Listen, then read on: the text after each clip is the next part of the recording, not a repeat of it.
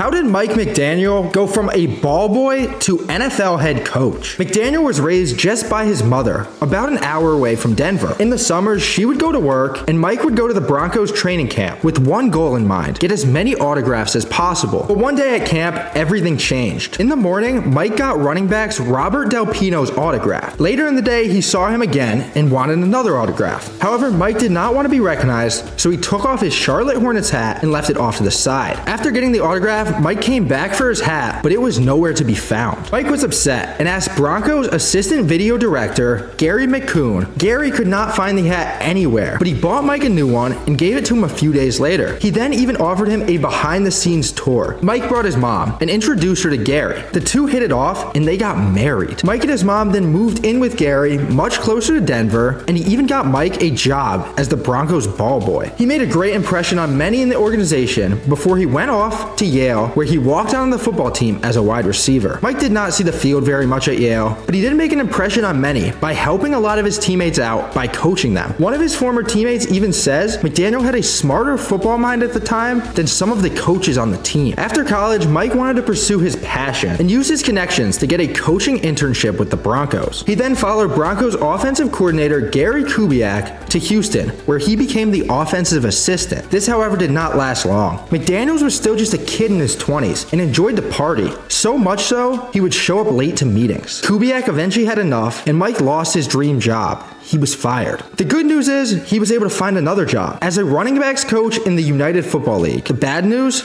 The United Football League is a far drop-off from the NFL. However, Mike was soon given a second chance to be Kyle Shanahan's right-hand man, and he followed him team to team. But Mike still had a drinking problem that needed to be addressed. While as a coach on the Falcons, some other coaches sat him down for an intervention to try and get him help. Mike listened and he went to rehab, and he has been sober ever since. He then followed Shanahan to San Fran, where he worked his way up to become the offensive coordinator. From there, he landed the head coaching job for the Miami Dolphins, and now is coaching the best offensive team in the league. And in Miami, they have hopes of a Super Bowl.